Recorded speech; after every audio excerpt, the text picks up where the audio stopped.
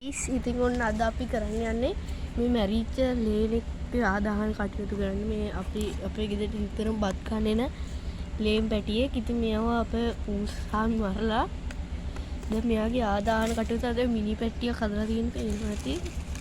දැන් මෙයාගේ ආදාහන කටයුතු මායි මල්ලි දෙන්න තමයි කරන්නේ. ඉතින් මේ මම මේක ඔයගලන්ට ඇරලා පෙන්නන්නම්.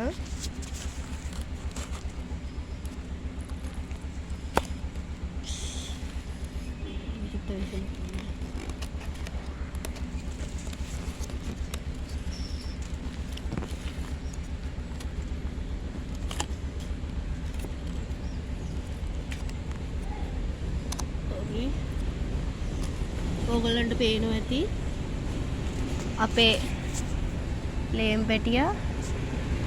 ඇත්තටම කිව්වම මට නම් හරිම දුකයි උන් මැරිච්ච එක ගැන. මොනවා කරන්නද? මූස තමයි මරලා තින්නේ. මම මේ හරියට මල් පෙට්ටි දාලා තින්නේ. ඒ හරිය ලේ ටික වැඩි. මුගේ පපුව ඇතුලේ ලේනවා පුරාවා.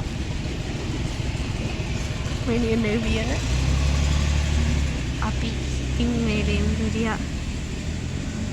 දැන් වලලන්න හදන දැන් තාම වලක් ඇතුලේ නැහැ. දැන් මේ ටික තමයි වලක් කවන්න හදන මේක සුද්ධ වෙන්නේ. දැන් මේ ලේම් පැටිය තින්නේ අපි වල දාන්නයි හදන්නේ.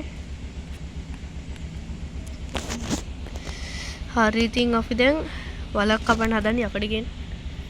යකඩ කොතනද? අර රතන කලින් තියෙන තැනමයි. කලින් තියෙන තැනමයි. ඉතින් මෙන්න ඔබේ සොහොන.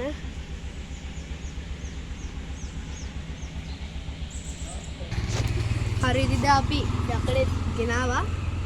ඔයගොල්ලන්ට පේනවාද යකඩේ ගෙනාවා? අපි මේ ටිකේ මුලින්ම ලකුණු මෙතන වල දැන් ලකුණු ඕනේ.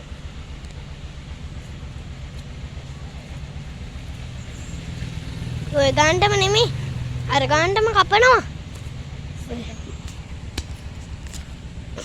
මේක හාර.